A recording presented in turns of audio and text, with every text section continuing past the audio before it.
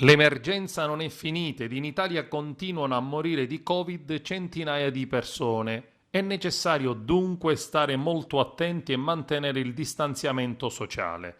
Nello Musumeci, dallo studio di una trasmissione televisiva, ha reagito alle immagini di migliaia di siciliani nelle piazze, nelle zone balneari e nei quartieri della Movida, senza mascherine e soprattutto senza la dovuta distanza di sicurezza durante la prima domenica che ha preceduto l'apertura delle attività economiche e produttive.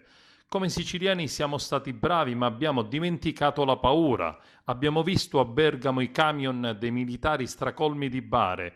Siccome in Sicilia non abbiamo avuto i morti, oggi siamo convinti che sia finito tutto e non è possibile continuare in questo modo. Ed anche il nuovo prefetto Maria Rita Cocciufa, durante la videoconferenza con il Comitato Provinciale per l'Ordine e la Sicurezza, ha richiamato le amministrazioni e le associazioni maggiormente impegnate di tener d'occhio i luoghi della movida dove è più alto il rischio di assembramenti in occasione dei weekend, controllando, se necessario, con le forze dell'ordine gli esercizi commerciali che hanno riaperto i battenti. È necessario far capire proprio a loro, agli esercenti, agli imprenditori, l'osservanza delle regole per prevenire il contagio, garantendo soprattutto la clientela che accede ai negozi.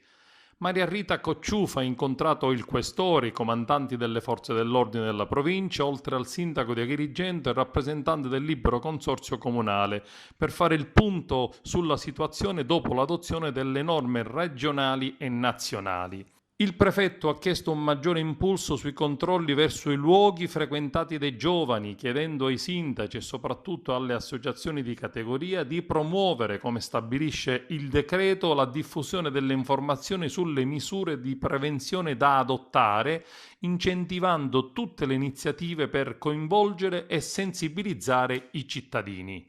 Anche il sindaco Firetto ha dichiarato: comprendo l'euforia di sentirsi più liberi, ma i contagiati asintomatici sono almeno 10 volte di più dei casi noti in Sicilia.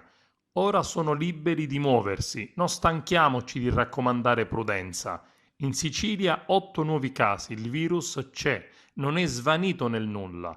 La regola è che quando si fanno più tamponi, ai noi aumentano i contagiati accertati. Non sentiamoci tranquilli.